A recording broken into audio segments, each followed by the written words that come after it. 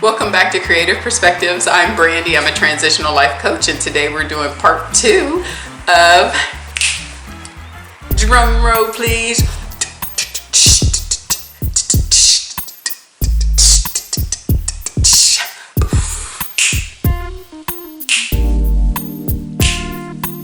subpoena by God, baby.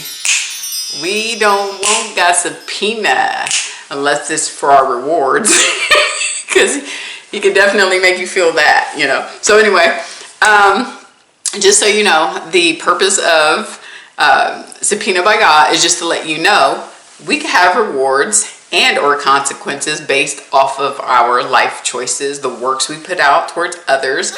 The main purpose of my channel in general is to get you to think differently and see different perspectives based on my perspective, obviously, because I'm the one doing the talking, but I also like to include other people's stories. So today I got I listened to another lady's channel and she said tea. So I'm going to use her word tea. I'm going to spill some tea, honey. So anyway, I do want to get started on the first example. So I think it was 2 days ago, I was at my favorite restaurant where I frequent, and I take my son and we both go. And anyway, a lady had the owner of the restaurant seek me out. And so the owner brought her to my table, and the lady pretty much, she just told me she enjoyed looking at my Mercedes. And so she also had a Mercedes, but she liked the crystals that are on my Mercedes emblem. So that's how we got started in the first place. So she came over, we talked about that, she asked me about my Mercedes, and I was telling her, and this is fun, all fun. I just told her, because I asked her what kind she had. She had that more expensive, kind. And so anyway, I told her, I used to have the E63 AMG, and I also used to have the GL 550. And I told her, but after I got divorced, I told her, honey, I paid cash for it was 5 years ago, but I told her I paid cash for I'm sorry, I keep trying to say E, honey. I'm back in the C class. So I told her I bought a CLA 250 Mercedes, and I bought it in cash, because I told her, once the divorce is finalized, I just, don't want payments or pay extra for anything. And I'm one of those where I keep my vehicle for a very long time and drive it into the ground, and I take really good care of it. But anyway,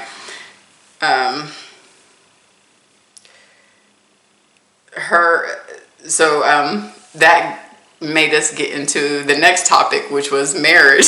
So, I just told her, I was married. He was just all over the place, and it just wasn't a good fit for the type of personality I have. I'm sorry, I'm setting my alarm. I have to do it from my phone. I forgot to set it. Sorry. Works. But anyway, so it got us into the marital topics, and so she was talking, and I was like, yeah, he was like out there, and I even told her we started a business, 2 years prior, and explained some of the behaviors, and kind of collapsed our whole entire house based off of the financial decisions he was making in conjunction with his new girl, so but I told her no harm, no foul, God pretty much blessed me and my son, along the way. And this ties into God's subpoena, because, sometimes if you got somebody that's out there doing their thing, spreading their seed, honey, you don't have to be responsible for another person's behavior. You just let them do that, and then you get out of the situation and go find you a stud, honey, that's everything you wanted and needed in a person. But anyway, let's move forward. So anyway, it sparked her to talk about her situation. So she said, yeah, she dipped out on her husband, a couple of times. They've been married 30 plus years. And I was like, well, did he ever, do the same thing to you? She's like, no, he's never, cheated and stuff. And I was like, well, I told her, well, I'm thankful. I told her, I expect, anytime somebody's been married 30, 40, 50 years, I'm quite sure they go through something. So I just told her, well, it looks like he loves you. So anyway, we start laughing and stuff, and she was, talking about some of the backlash, which is, God's subpoena. She had a daughter from, I guess, the other guy that she went out with temporarily, and she ended up getting pregnant. I don't know if I would be the kind of person who would, no, I wouldn't be able to already but some people are the type where if they love their spouse, they may be able to work through things. So this was a hard one to hear because I was like, although we were having fun though, straight up. I even met her husband, but so anyway, she talks about her daughter, her daughter never got over it. So her daughter pretty much, has some, issues towards her. But I told her, you know what, but I bet you she loves you. And she's like, yes, she does, and she has grandkids now, stuff like that. So all the grandkids are, part of their lives. And so anyway, I'm going to get on to the funny part. So anyway, she left me alone for a while to where me and my son, we were able to continue at the table. And my son, he plays around in the restaurant playing with the other kids, and then comes back to me sometimes and sometimes not. So anyway, him and I finally had our moment to finish our meal. So anyway, she came back towards the end of the meal and she's like, well, I just wanted to say goodbye. And we're on our way out. So she was like, and I want you to meet my husband. So I met her husband. I gave him a handshake. And I was like, yeah, we were just over here talking and, having a great time. So anyway, she started talking about, well, can you tell my husband about where you got your the crystals and everything? So I told him, well, you could go on Amazon and you could order the Mercedes emblem designs, or you could order it from Mercedes. But I told her it's been 5 years, so I don't know if they might still have the crystals, designed for the emblem anymore. I'm not sure. So so anyway, she was like, well, I was telling her, honey, we've been married for 30 years. So her husband had a pack of gum. So he put the first pack in there. He's like, So she's sitting up there talking. And then he asked, well, well, where'd you get it? And he started throwing them in his mouth. And I was like, she's expensive, isn't she? And he was like, yeah, she's expensive. He was throwing the pack of gum in there because she kept talking about what she wants. And he was sitting in the back of her just... So I asked him, are you going to finish the whole pack of gum? And I told him, I was like, yeah, but you love her because you stayed married to her for 30 plus years. And I was like, but I told him it's a blessing. So what he was really trying to say is she's expensive. And I was like, yeah, my parents warned my ex I was expensive too. And they say here, she's your issue now. She's your problem. Because I'm an expensive baby. But anyway, I'm the only girl child too. So I guess that has some perks to it. But anyway, let's move it along. So we're looking, if I were to use their situation as a example, as you can see, sometimes God's subpoena, although relationships or partnerships or friendships, they could all have their moments, but they can still last. They can make their way through those hard times and through the subpoenas. Because remember, the subpoenas are individual, I don't believe that, we're judged according to anybody else's actions but our own. So her own actions, as far as what she disclosed, was that she has a daughter that she struggles to have a relationship with, but her daughter loves her enough to allow her to. But because her daughter was, born out of wedlock, it sounded more like wedlock from someone else possibly, then it created some grave tensions. Now, when I look at the husband's side of the house, it seems like he loves her. Like that woman, she can do no wrong. He loves her and he is not going anywhere because he loves her. Okay. So there are relationships where that is completely workable. So God's subpoena in our lives doesn't always mean it has to go down like a Hiroshima and Nagasaki. or other war stuff, excuse me, I am a previous combat veteran, so I was deployed to Iraq, so some of my humor might not suit all. Okay, but anyway, let's get back to it. Another situation that I ran into was, and she told me to make sure I put it on my show or during my recording, my taping, and I am. So hers was, she's been glowing up. She's been through I'll keep it that way. She went through a lot, and she's overcome divorces, being in relationships where it was never equal reciprocity.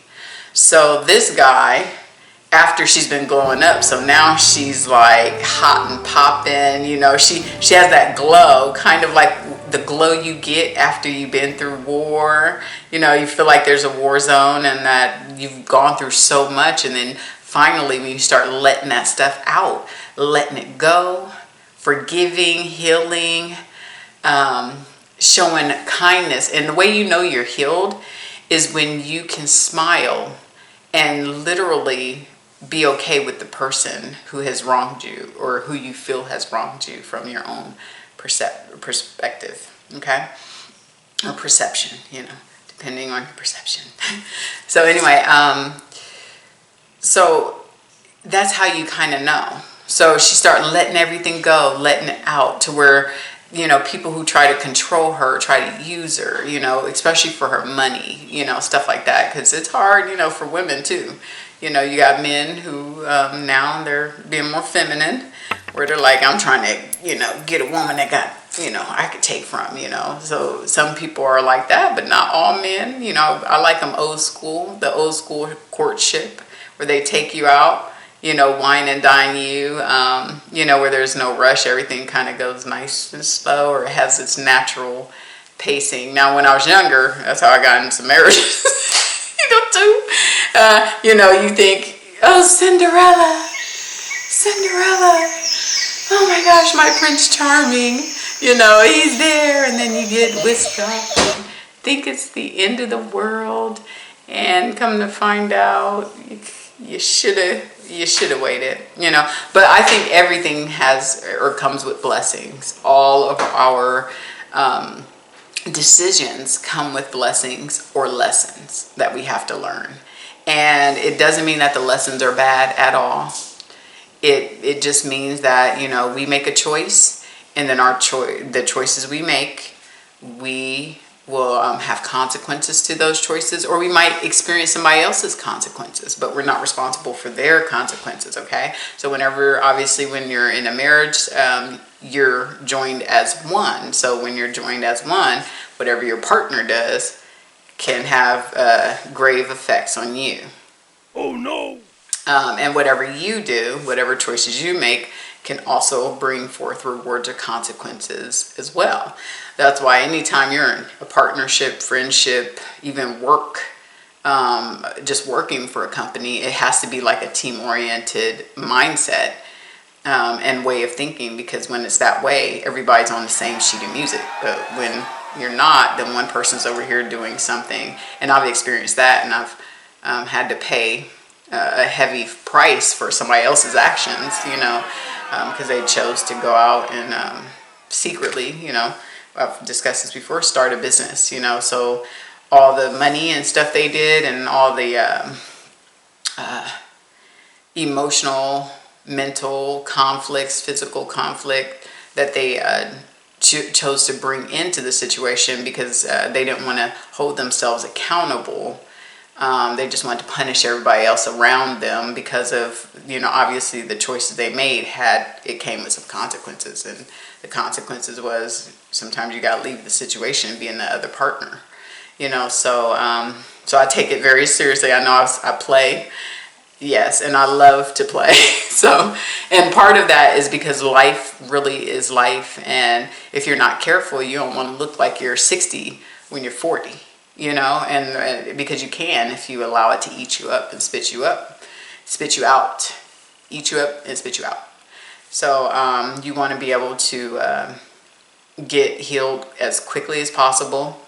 Seek help if you need to. I am big on people seeking out counselors, you know, where their professions in their field of study, and it's not like when you go on YouTube and you see perspectives. It's not the same. It's people who have they're skilled in their area of study, and they've been in that focus for years, not seconds, minutes, or just for that situation. Okay, so I'm big on people seeking out counselors. But let's get back to R's story. Okay, so she's glowing up now.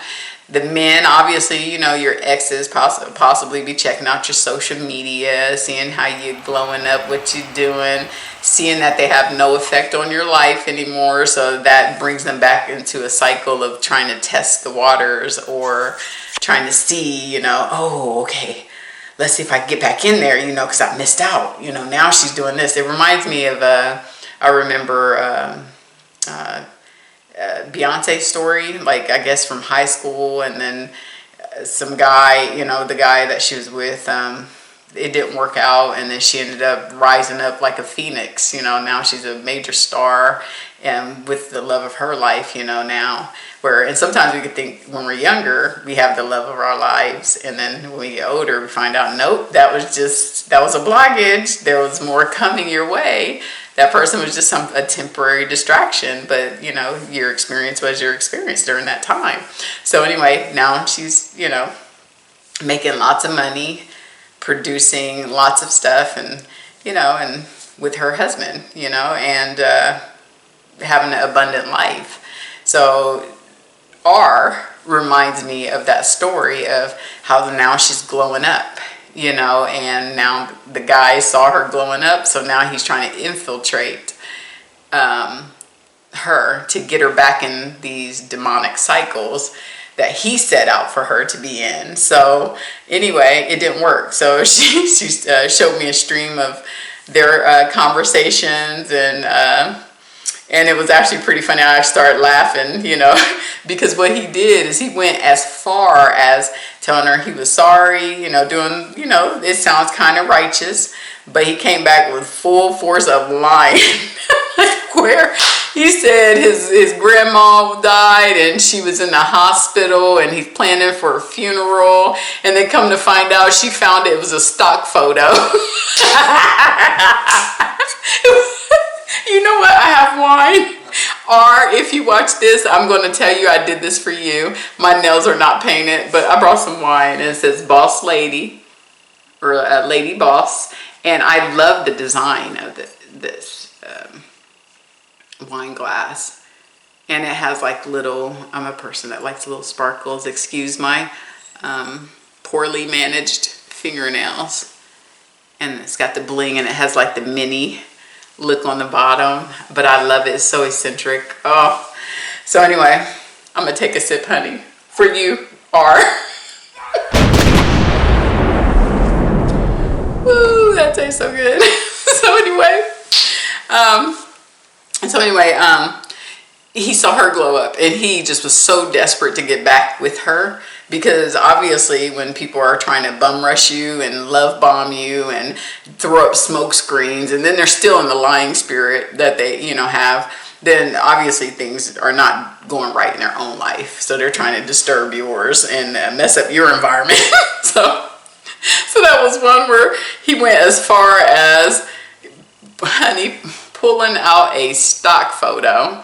So I told her, I was like, you gotta call me, R. So I was like, call me right now. So we talked about the situation, and although it sounds funny, I told her, you know, if there's a habit, if this individual has like a habit of just lying to this degree, it came from somewhere.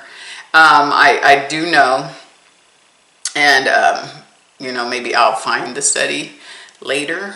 But they say kids, when parents, that's why I believe in the way we bring up our kids, allow them to have opinions. Don't browbeat them and beat them to death. If, you know, the old school format to me is it had its rewards, but then there's also consequences of kids shutting down and their self-esteem being affected, and you know, their voices being impacted. because it's like, shut up, say what, that dictatorship type of mentality of parenting. So I don't believe in that style. I believe in, all kids are individuals as well. You still need to put some discipline and instill the fear of God in them to some degree, but you also have to know when to push back and allow them to mature and to kind of act more as a guide in their life, and to help them identify, certain behaviors, instead of like coming at them like lions and pit bulls ready to, you're gonna do what I say, because that behavior comes from somewhere. So I tell them sometimes, when they're young, if they feel intimidated by the parenting styles, that, they might get, fearful of being in trouble. So they could easily develop that behavior and habit of lying through situations. And then if it's not corrected, or if it's not nurtured for them to have a voice, they can continue in that path of just lying more and more and more and more. And, and then when they get older, it's so habitual and pathological that,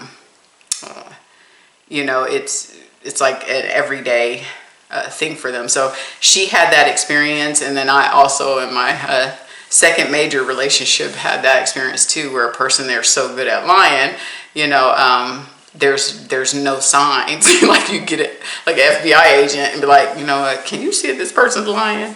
But they're so good at it, it's like they could beat polygraphs with their face and their mouth, and just they lie to themselves so much to where they've convinced themselves that what they're saying is the truth, and it really isn't. It's like a lie. But she had to endure that. But I'm so thankful, because seeing how far she's come in her healing process, and it wasn't even something that brought her day down.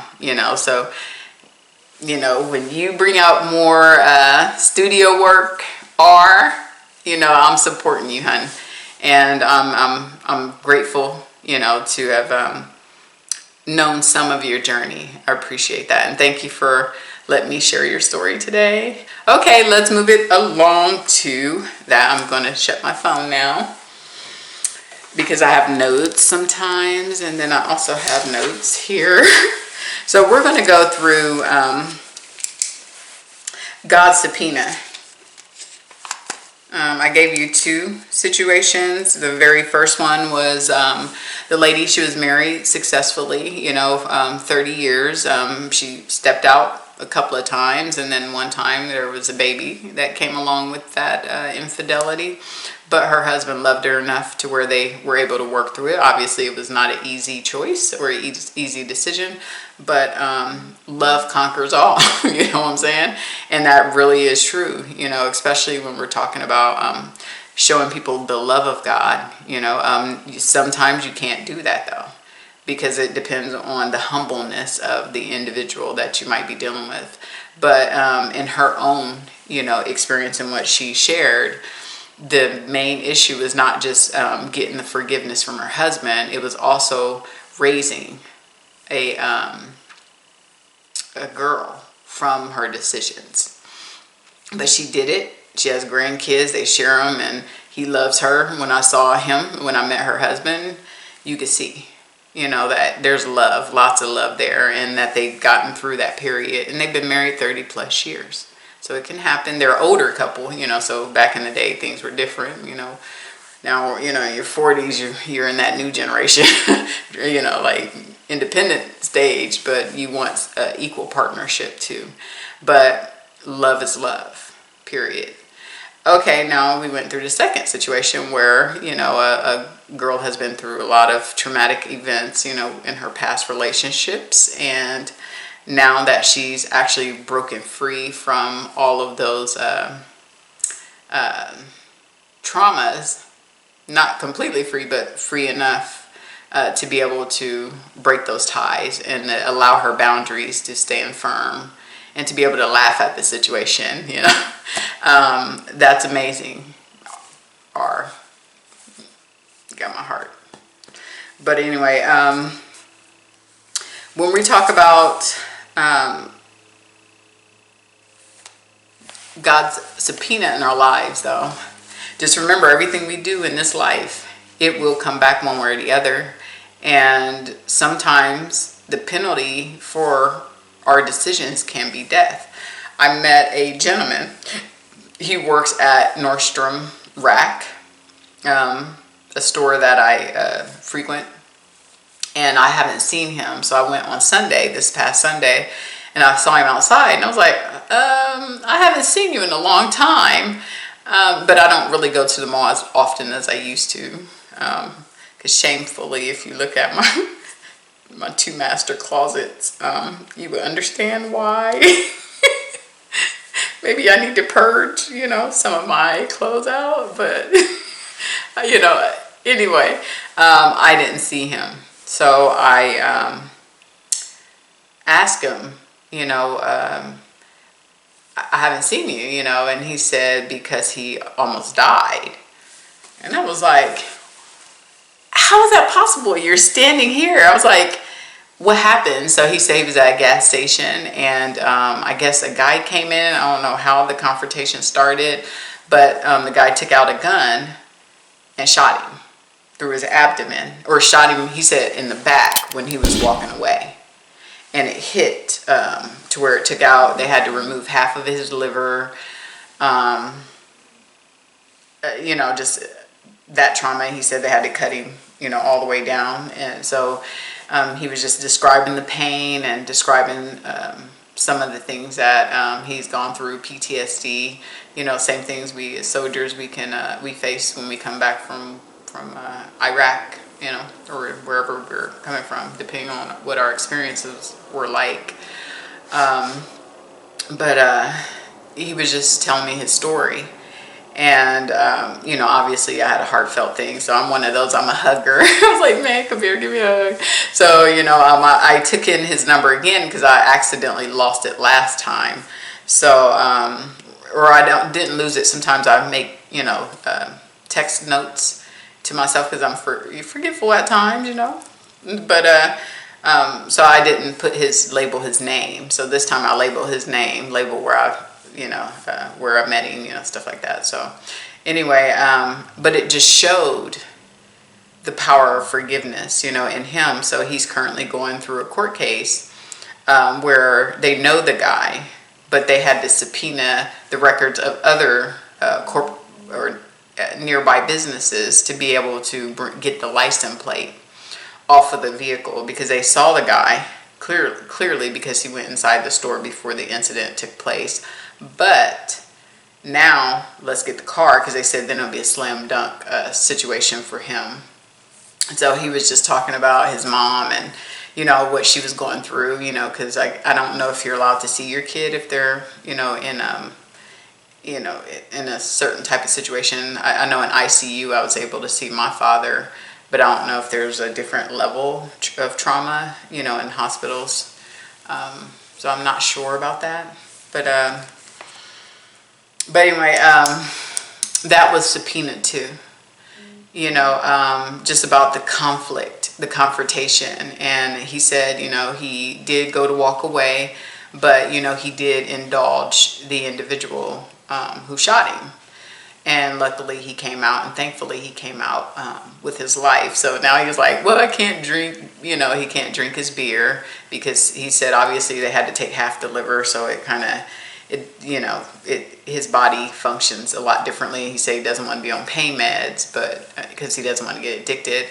But he said he's trying to slowly, work his way through this new lifestyle he has to live. So those are 3 stories. I wasn't intending to talk about the guy. I just remembered this Sunday I went to fix my son's watch, at the mall, and we always walk through a certain store, and I see that individual because he's always like hyper, and I'm hyper too. So 2 hyper individuals, hey. So anyway, we just, the humbleness that comes from people is just heartfelt. So, but anyway, when we're talking about anything that we have to go through, I mean, whether you are the person who's done the person wrong, you have to pray for your enemy sometimes. And that could be a very difficult thing. But if you do prayer sometimes, and from my experience, it alters the way you actually view the individual. Okay, I know I've talked about my sexual assault from my ex, and obviously in a situation like that, after you get through the trauma, after you get through like what just happened, and some people want me to delve more into it, but sometimes I have to have a level of comfort to be able to talk and disclose a certain level of trauma that does to you. So I hope I explained that enough in a different video. But when we're talking about forgiveness, prayer can definitely help you see the situation through a different lens, from a different perspective.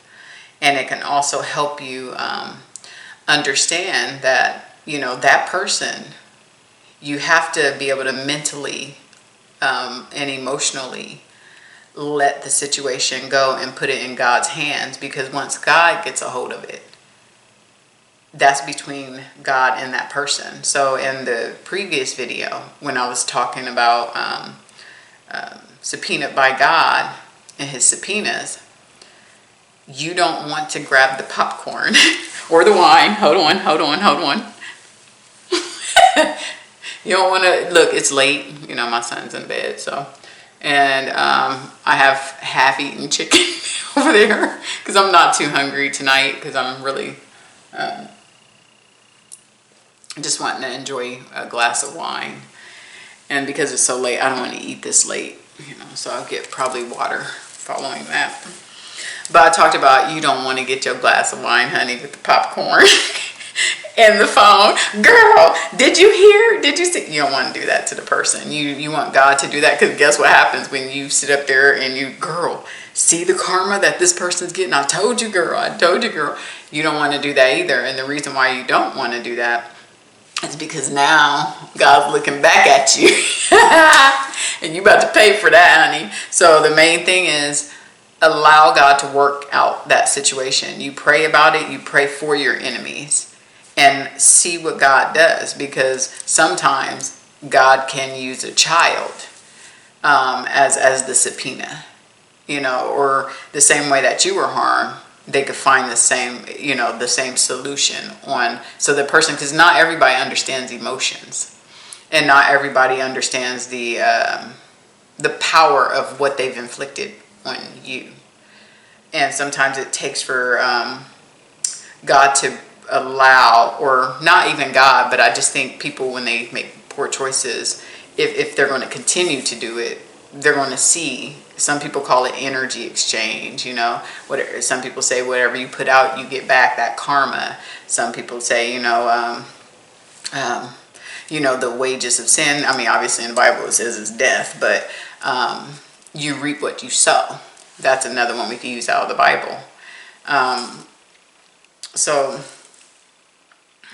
you don't want to put focus so much on the individual who has wronged you, because for one, you give them your power and you allow them to maintain the control and the power in your life. Because obviously, if somebody comes to you to do any harm, no matter what it is, it could be emotional, spiritual, physical, verbal, so you don't want to take that and allow that to impact your life. You want to be able to focus on, okay, that's something that's going on inside of them. It has nothing to do with you. And really it doesn't, because some people calculate those strikes in your life, and they plan it, they strategize it, they continue to do different things, to continue to try or attempt to destroy your very being. But when you have Christ or just God holding you up through these situations, you're going to be so much stronger than you can ever imagine. And not only that, you'll be healed times 10. And everything that you kind of felt was taken out of your life is going to be given back tenfold.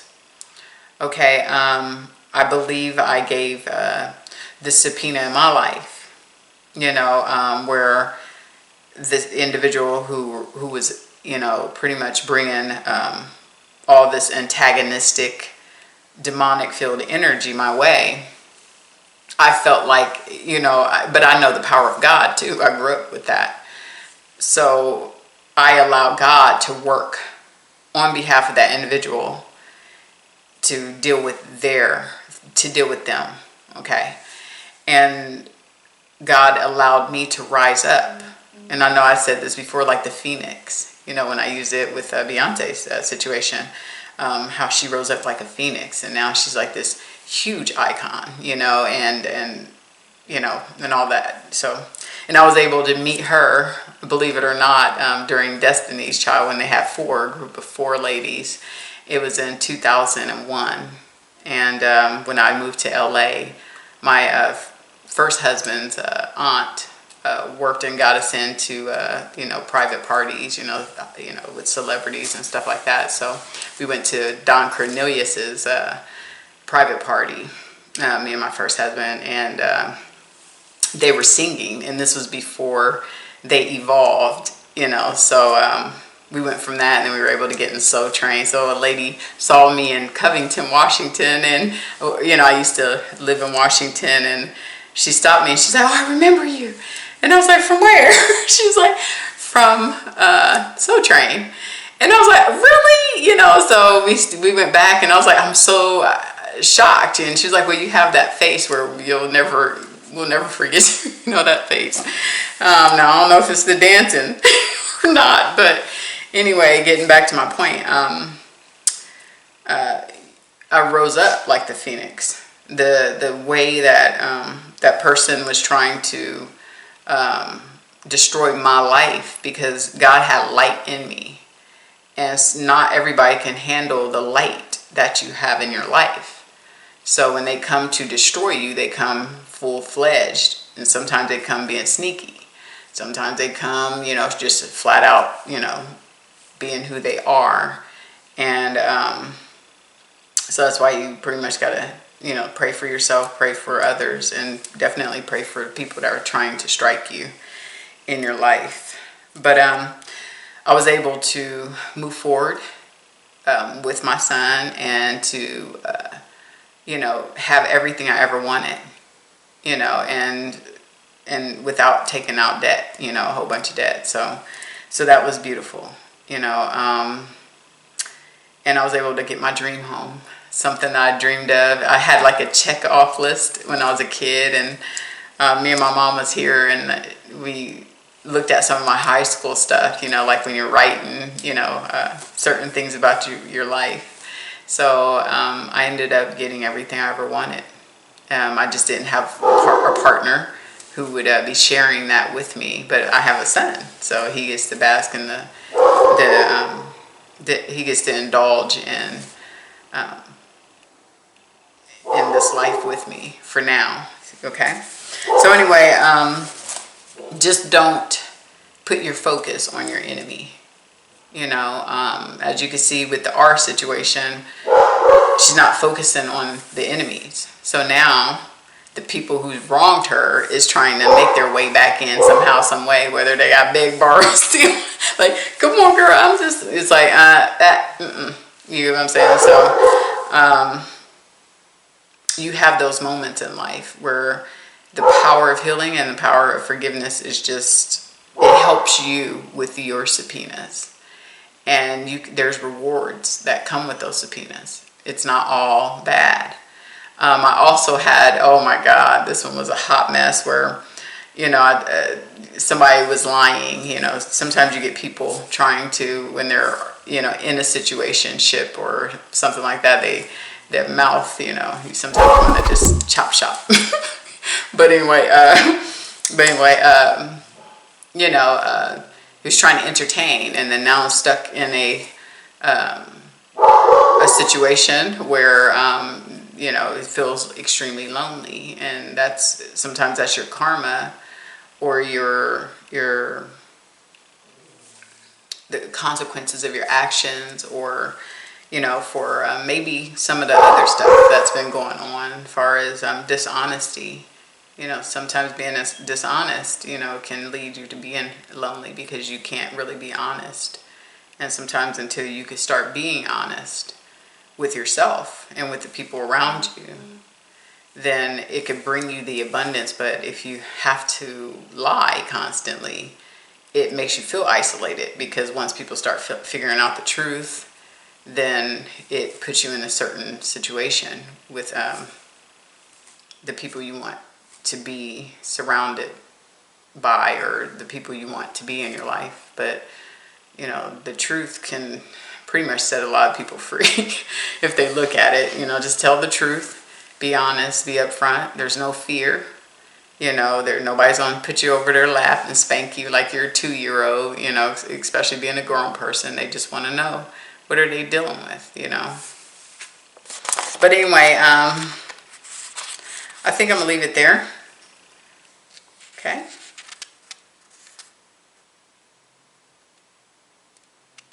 Oh, I have a story that I would like to end on. So, we had a winter freeze 2 years in a row in Texas. One year, the very first freeze, it wasn't presented as if it was going to be as bad as it turned out to be for homes. So some people froze in their houses because the homes are not really designed to take on, sub-zero temperatures. So me and my son, we were heavily impacted. And we went 2 months, without water. And, we had to be on the hunt just like everybody else. So I'm telling you, it was a very, very stressful time. It wasn't necessarily stressful for me because, like I said, I had the training of Uncle Sam, on a combat field, survival techniques. So, but when you have a kid, it's like it raises your anxiety level times 100, because you're only thinking about the life of your child in this situation. So, I had to hunt for water during the time when the temperature, I could guarantee you, I had my thermostat on like 100, trying to blow it out of the water. It did not exceed past, I believe, 40-ish, and then it would drop lower during the nighttime, during those days of where the temperatures were extremely low. So I had moving blankets, and this is how I know God is with you sometimes. I have been debating standing in my garage on throwing those out or donating them to someone else who may be in the process of moving, or putting them up on just to sell them or give them away one way or the other, because I don't like to just throw things away, because they were brand new when I got them, and then I just folded them up when I moved, and there's 25 of them to be exact. So I didn't get rid of them. Turns out they were the very things that we needed, because when you're in a climate that's hot, obviously we don't have carpet. We have, natural stone flooring. And obviously, if you have natural stone, it brings in cool. It's designed to keep the house cool, not hot. And then we have wood flooring upstairs. But it was colder upstairs, downstairs. So I turned on the gas, fireplace, because I was like, oh, it's gonna be cold tonight. It was snowing, so I was trying to get the northern feel, Midwest feel, and turn on the fireplace. So that night, about 2 a.m., I went to go turn on the water to make some tea, and bam, nothing came out. The pipes had frozen, and thankfully, I turned on before power went out. I was able to turn on the gas in the kitchen, the gas stoves, and then we also had the gas fireplace already running. Now, because the house could not sustain adequate heating, because the way it's just built, it's not built for that climate, for cold climate. So I was able to get tents, blankets, moving blankets, and I kept everything, from the Northwest, and I brought it here. And my son still has snowsuit, so I made him, he was wearing that snowsuit for like 4 days. And then I didn't have one, so I was over there, like, here's a blanket, come here, bring the dogs. So it's like, so I was like, it was cold. It was so cold. I even tried to do plastic, honey. The breeze was just coming straight through the house. There was nothing that could be done except for to stay in place and to literally just put everything on you and get as close as the fire. And I only had one heater. So I put the heater on my son and I told him, don't you move. And we also lost our sewer line too. So it was crazy. We couldn't use the toilets, nothing. So, being a combat veteran, I know what to do in those situations. And I'm quite sure there's other veterans who know what we're going to do in those situations. So anyway, we made it work. But hunting, I had to hunt down water. Kroger's would be out of water, Costco, you name it, because everybody's trying to do it. And then the side businesses, they would be out. We couldn't get a hotel because there was so many homes were affected to where they put us in a state of emergency in Texas, and we couldn't get a hotel, so we had to stay in place. So I'm telling you, it was the worst experience. I never want to go through that, but now my son has the experience of learning what it looks like. And one thing I could tell you is when you go through a natural disaster and you have to do it on your own, I'm telling you, it gives you the strength. And not only, I knew I could do it because thank God for the service. But for my son, I could see not really panic, but the fear. And to see him, to see me in action, it made us bond differently, because normally if I panic, obviously my son panics and then everybody panics, and so I didn't panic. I just said, this is what we're going to do. I had a water heater, so obviously we had to take 2 bowls.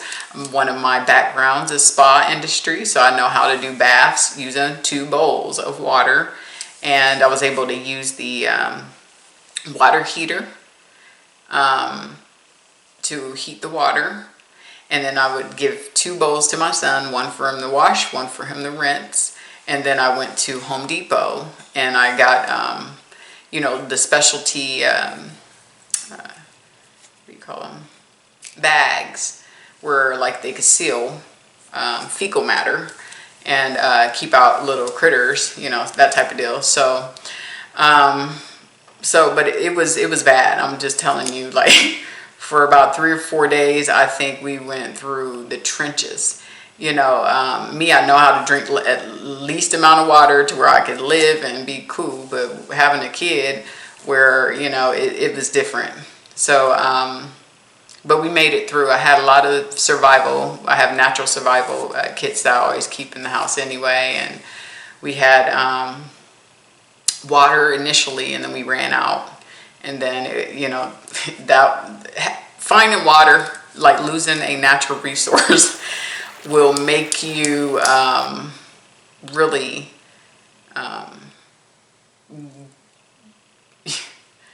worried. You'll pay $20, $30, $40, $50 for some daggone water. It was so bad to where they actually start putting out like an app where you could try to locate water.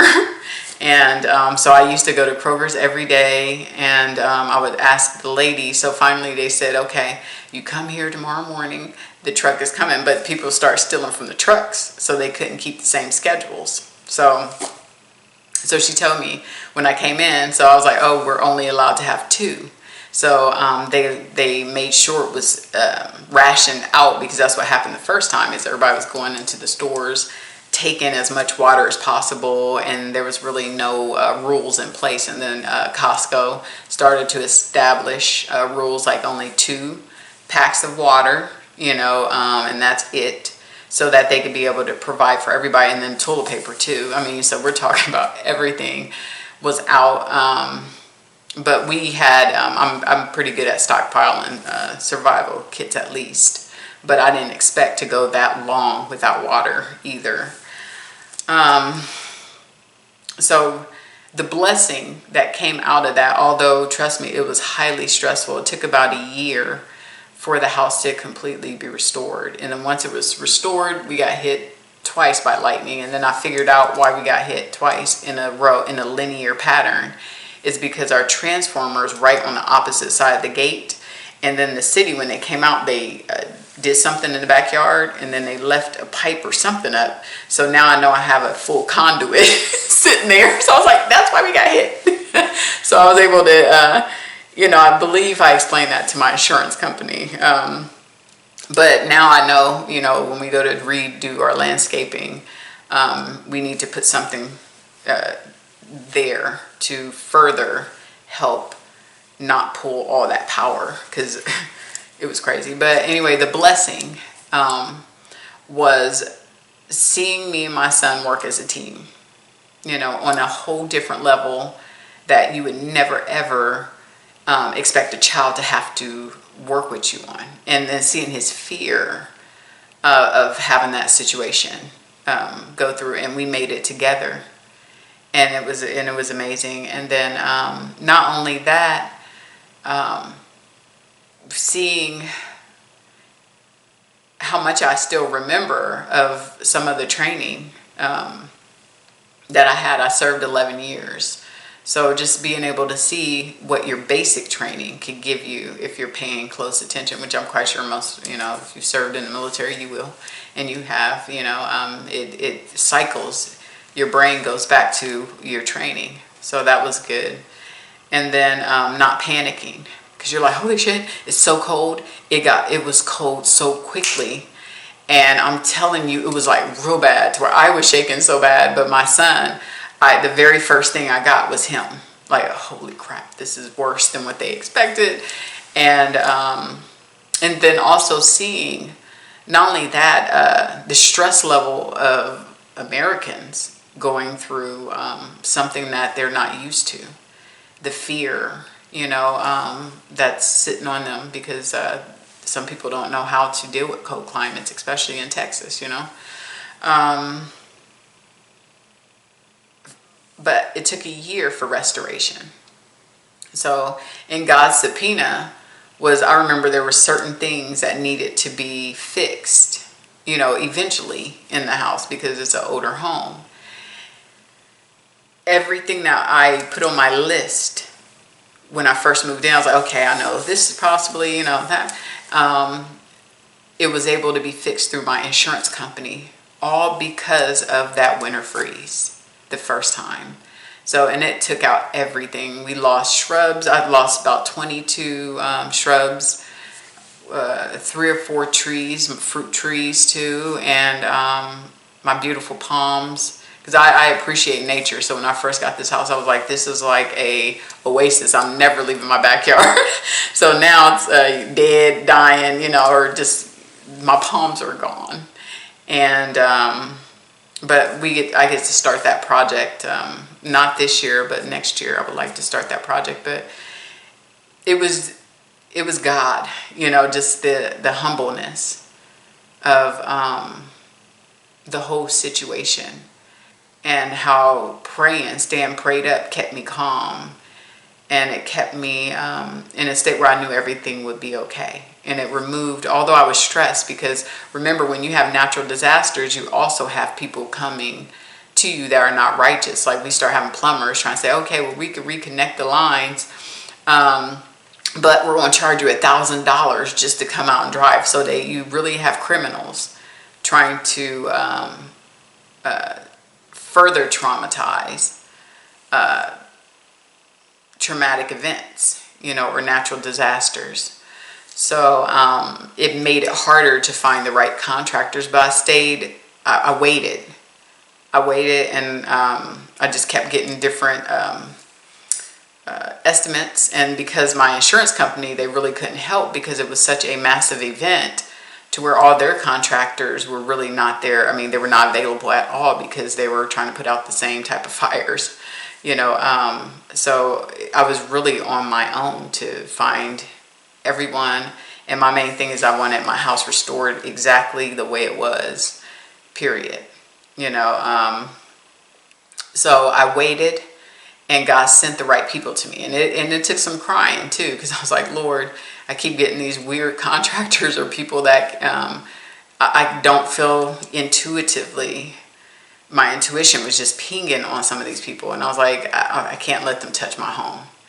And finally I was crying and then, you know, praying. And I said, Lord, I need relief. I've done everything I think you needed me to do. I need you to please put in the work that I need. And next thing I know, the lady who came in to do my blinds, she referred a guy who did her home. And she said he will do the work exactly how it is.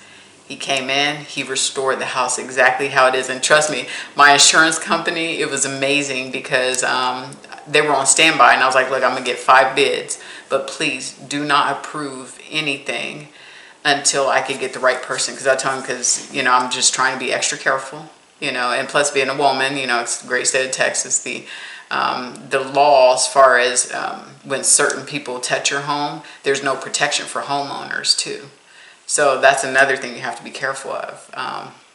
So reviews and just searching around, asking neighbors, you know, that was very helpful.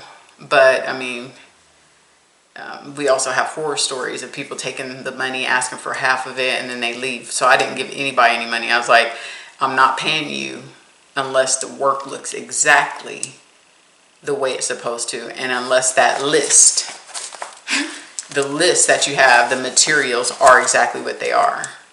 And that's how I did it. And then I had one person that tried to screw me over, so I had to double the money up and spend some money out of pocket on that one person. But it was such a small area to where God just, I'm telling you, he came through.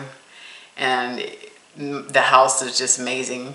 You know, it was amazingly restored, but it took a year of just stress, you know, of really being patient and just letting, you know, telling yourself, you know, everything's going to be okay. Through that, I'm thankful because I had, you know, a couple of cousins and my mom, you know, who sent us water and ordered some online for me.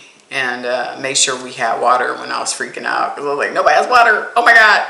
Amazon is going to take them forever because of, you know, everybody and their mama is trying to order stuff, you know. So so I'm thankful, and it really keeps you. I mean, I was always a humble person. Some people will say, oh, you know, they look at material stuff and they think you lost your humbleness. And that's what's in their brain. You know, that's not what's reality, you know, for others. So. So anyway, I hope that story helped. Just remember, stay humble.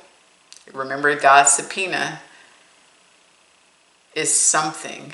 You know, it could be rewarding and it could be your worst nightmare, you know, based off of your actions.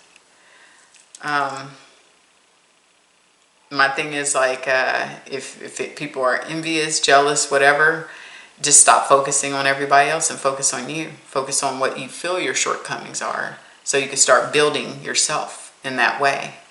I'm a big fan of you are your own worst enemy.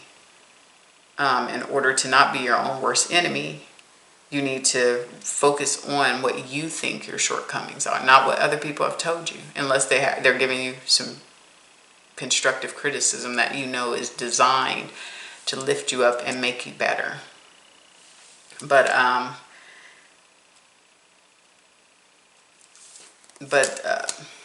the story that I had for that is God's subpoena. One other story, and I don't know how some people are not religious, you know, some people are spiritual. I don't know what you want to call it, but I've had some very unique experiences in my life. That when I was younger, I couldn't get in touch with my parents when I was in Washington State. And, I wasn't making a lot of money. I was in college full time, working full time. So that's 16 hours, 17. And then if I add the 2 hours up and back to work, and that's on a good day, then that's about what is 17, 18. That's 18 hours. And then if I do it to my direction, to get to school, that's 18, that's 19 hours. So it's 19 hours out of my day. Then I also had to study, which took 19, 20, 21. So every day I was getting maybe 2 or 3 hours of sleep.